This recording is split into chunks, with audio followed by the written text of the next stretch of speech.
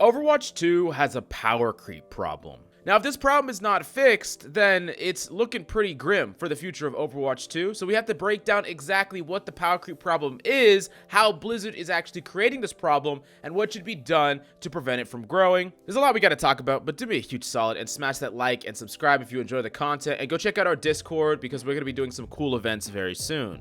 Now, you might be specifically wondering what I'm saying when I talk about a power creep problem. And I'm not even talking about characters that were brought over from Overwatch 1 to Overwatch 2, and those characters needed nerfs because the balance wasn't perfectly accurate to the new state of the game. That's actually not what I'm talking about at all, and I think Blizzard is doing a good job of keeping that into check, with a lot of global nerfs going around, which I think is a good thing overall. But the power creep problem I'm specifically talking about is the power creep problem of the new additions to the game, specifically Sojourn, Kiriko, and I fear Ramatra as well. We're seeing that a lot of the new additions to the game end up being very, very overtuned or overpowered in one way. Super capable of making a dent into the meta, super playable, and if we go all the way back to Overwatch 1, we see a character like Brig, who was so overpowered in her release state that she actually needed 5 nerfs before she was brought in line with where she kind of should be, and then now she's in a situation where she's pretty underpowered, so it's obvious that they don't really know what to do with the character.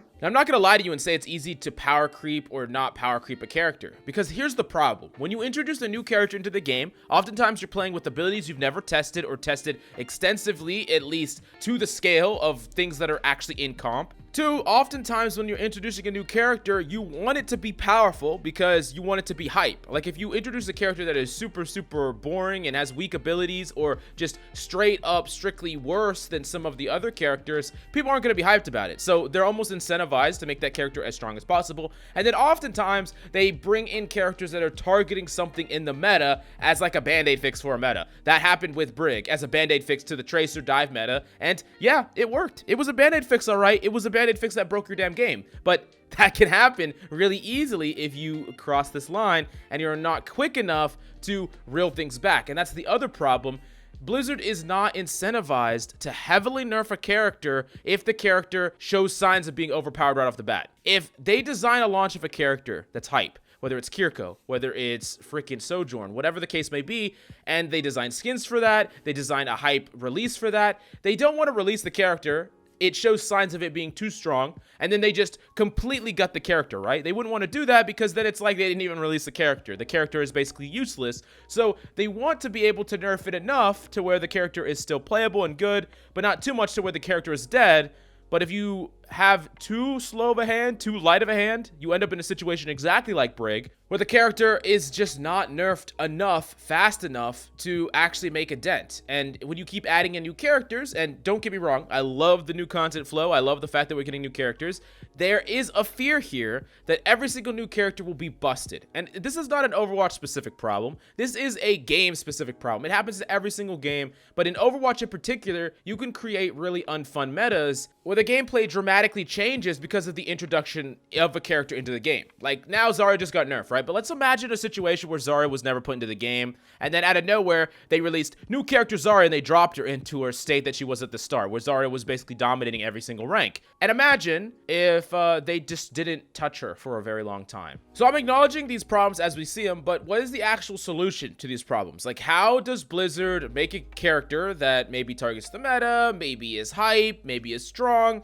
but not too strong, and doesn't break the meta in any meaningful way? I think personally they need to get rid of the actual balance philosophy that they are holding on to, where meta should be decided by seasons. They said that recently in an interview where they didn't want to balance except around the big seasons because they wanted to make sure that the meta doesn't change too dramatically from season to season, and then characters that were really strong can be defined by seasons. And while I don't disagree with that in premise, the problem here is it's too long between the big bounce patches, and you could have a very unfun meta for too long of a stretch, and then when the new meta starts and you add in a new character, it could completely change up what is actually strong and what is actually meta. Like, let me give you a perfect example here. They said that they're going to delay the Sojourn nerfs for December 6th during the new season when Ramatra comes out. But what happens if Ramatra is a character that changes the meta dramatically? And You nerf Sojourn and maybe a couple of other characters, but now all of a sudden with the introduction of Ramattra, the meta just shifts really heavily because one character can dramatically change the meta depending on how powerful they are.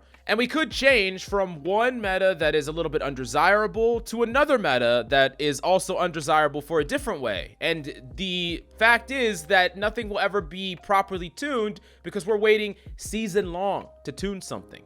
And I think that that's the solution, is be okay with doing small tunings many times throughout a season. Don't just buff things during the half season or the mid-season patch or nerf things. Don't just do it through a full season. Change things up throughout the entire season.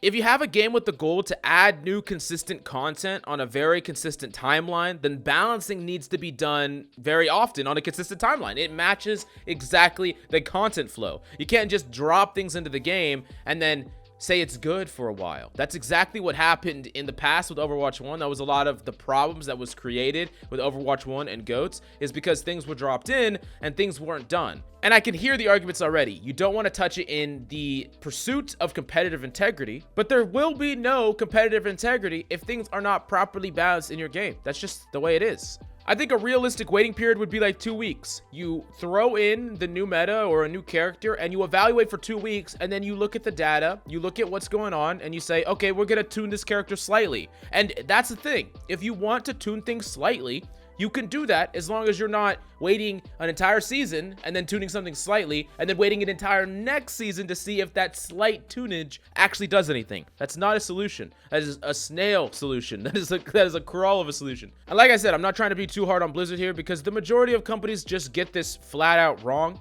But if I think that Blizzard can both nail this aspect and consistent content combined, we're gonna have just like a really, really solid future for this game.